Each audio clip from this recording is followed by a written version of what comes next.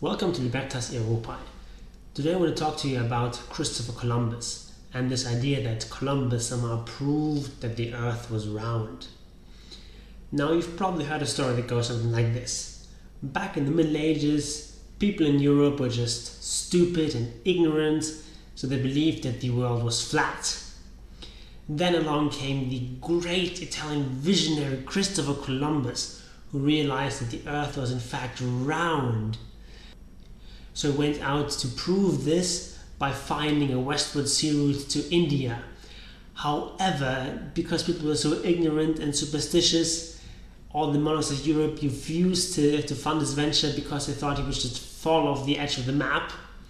Until finally Columbus came to King Ferdinand and Queen Isabella of Spain, and they had faith in his expedition, and so he went and sailed off and proved all of his naysayers idiots. Now, I don't know about you, but I actually believed this for a long time. And it's not actually an absurd thing to believe. Because after all, if you look at the Chinese, they actually believed that the earth was flat up until the 17th century. Even though in many respects the Chinese were more advanced than the Europeans during the Middle Ages. In fact, it's actually the Chinese learned about the earth being spherical from European missionaries, from Jesuits to be precise. So this idea of medieval Europeans being these ignorant flat earthers just gets things completely backwards.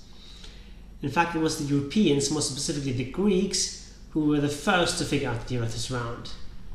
So the earliest documented claims of a spherical earth date back to the 6th century BC.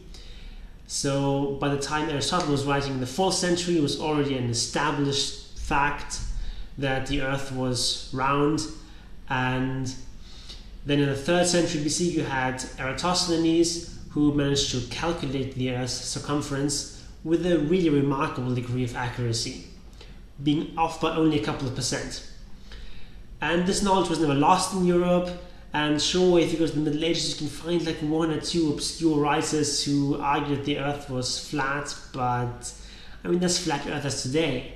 It would be really unfair if people, 500 years from now, when we are starting to colonize our solar system or whatever, and then people look back at the 21st century and say, oh, people back then thought the earth was flat because, look at these couple of obscure blocks that I found. Like, that would be very unfair. So what Columbus actually wanted to do was find a westward route to Asia, because in the preceding decades after the fall of Constantinople in 1453, the trade routes to Asia become very insecure. So it would be really profitable to find a westward route to Asia. And the problem he had with finding a sponsor for this venture was not that the European monarchs thought he would fall off the edge of the map or something silly like that. No, they thought that the scheme wouldn't work because the distance would be too great. And the distance was too great. They were right. Columbus was wrong. So Columbus' estimate of the distance between the western shore of Europe and the eastern shore of Asia was just completely wrong. And if he hadn't accidentally bumped into an unknown continent, he and all of his men would have likely just run out of supplies and perished at sea. Now you might say that Columbus in some sense provided definitive proof that the earth was in fact spherical, which before that had only been theoretical speculation. People had sort of worked that out using theoretical arguments, but there's no empirical verification. Yeah, I can say that, but well, first of all, the thing is that Columbus did in fact reach Asia.